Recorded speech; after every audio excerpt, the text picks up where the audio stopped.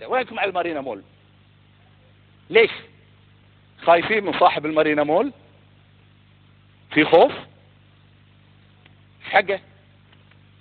ليش ما الحكومة تتجه مباشرة في التعامل مع تقرير ديوان المحاسبة وفق المسطرة المعلنة؟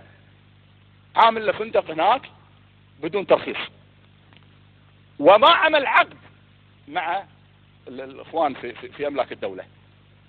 صاحب المارينا مول هو الوحيد في الكويت اللي ينتقل من مكتبه الى بيته بطائرة هليكوبتر. يعقل هذا الكلام؟ يعقل دولة؟ يعقل وزراء يسمون انفسهم وزراء ما فيهم واحد يملك القدرة على ان يقول هذا الوضع خطأ؟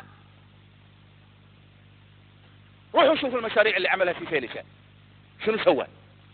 تربط الدنيا كلها، ولا في وزير يملك القدرة على ان يقول له لا.